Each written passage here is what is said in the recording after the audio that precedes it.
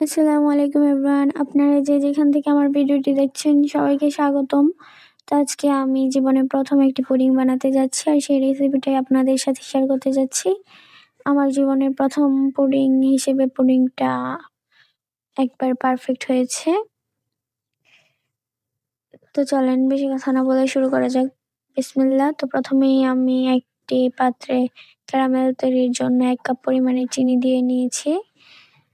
তারপর সাথে অল্প পরিমাণে পানি দিয়ে এটাকে অনবরত নেড়ে নিয়েছি।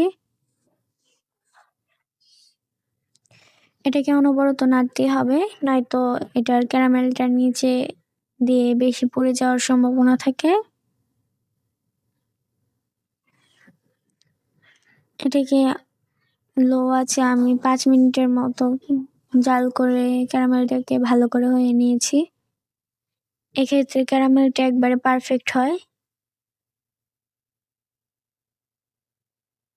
কিন্তু মনে রাখতে হবে যে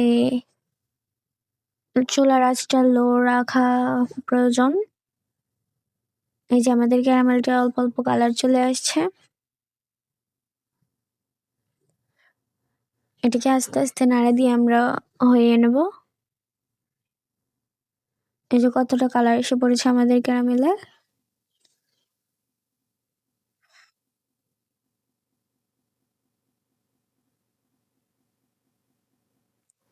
ক্যারামেলটা যখন একটু ব্রাউন কালার চলে আসবে তখন আমরা এটাকে তুলে নেব।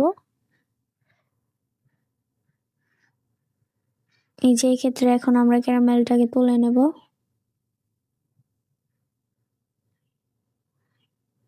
আমাদের ক্যারামেলটা হয়ে গেছে। এখন যে বাটিতে আমরা পুডিংটাকে সেট করব সেই বাটিতে ক্যারামেলটাকে ঢেলে নেব। একটা বিষয় খেয়াল রাখতে হবে যে যখন আমরা ক্যারামেলটাকে সেট করব, মানে যে পাত্রে সেট করব সেই পাত্রটা যেন শুকনো থাকে। কোনো রকমের পানি থাকলে কিন্তু ক্যারামেলটা ঠিকভাবে সেট হবে না। ক্যারামেলটা সেট হতে থাক, ততক্ষণে আমরা ২টি রুম টেম্পারেচারের ডিম ফাটিয়ে নিয়েছি। ডিম দুটোকে ফাটিয়ে নিয়ে তারপর এখানে অ্যাড করে দিচ্ছি 1/2 কাপ পরিমাণের চিনি। এখন হ্যান্ড উইক্সের সাহায্যে এটাকে ভালো করে মিক্স করে নেব।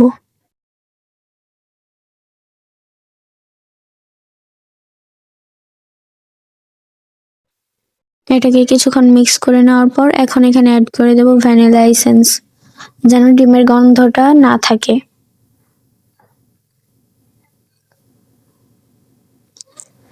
হ্যান্ড উইক্সের সাহায্যে ভালো করে কিছুক্ষণ নেড়ে এটাকে মিক্স করে নেব।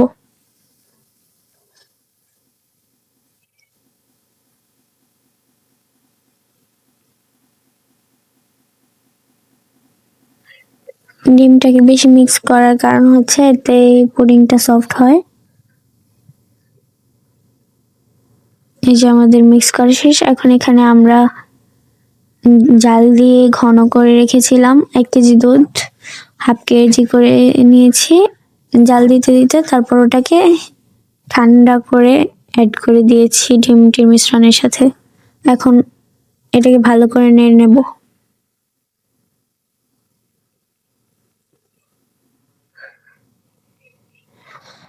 আমাদের মিশ্রণটি বানানো শেষ। এখন আমরা যে বাটিতে ক্যারামেলটা সেট হতে দিয়েছিলাম সে বাটিতে ক্যারামেলটা একবারে পারফেক্টলি ভাবে সেট হয়ে গেছে।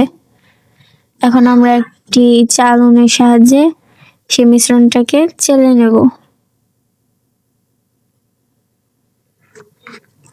মিশ্রণটি ছেঁকে নেওয়ার কারণ হচ্ছে এতে যেই ডিমের দানা দানা ভাবটা থাকে অথবা দুধের যেই সরটা থাকে সেগুলো আর থাকবে না। এক্ষেত্রে পুডিংটাও পারফেক্টলি ভাবে সেট হয়ে যায়। তো এখন আমরা এটাকে চুলায় বসিয়ে নেব। চুলাটাকে মিডিয়াম আঁচে রাখতে হবে আর মিশ্রণটিকে একটি ঢাকনা দিয়ে ভালো করে ঢেকে দিতে হবে যেন যেই ভাবটা থাকে সে ভাবটা যেন উড়ে না যায়।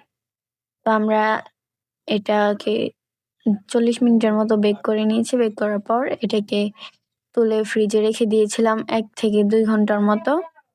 তারপর এটাকে তুলে নেব। যে আমাদের পুডিং এর সাইডটাকে একটু ছাড়িয়ে নেব। সাইড ছাড়িয়ে নেওয়ার পর একটি প্লেটের সাহায্যে এটাকে উল্টে নেব।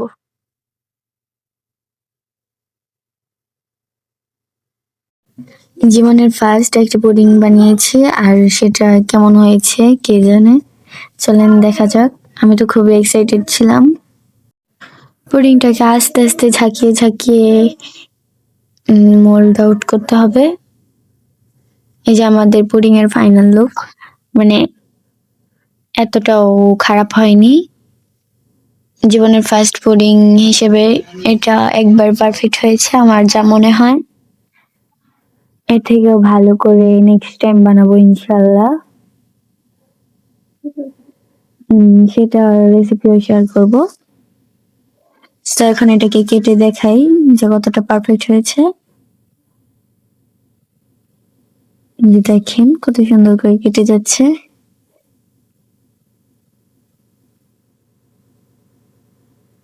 আমাদের পুডিং রেসিপি আজকে এ পর্যন্তই ছিল। তো আপনাদের কাছে যদি ভিডিওটি ভালো লেগে থাকে তাহলে অবশ্যই লাইক এবং সাবস্ক্রাইব করে দেবেন। দেখা হবে পরের ভিডিওতে। আল্লাহ হাফেজ।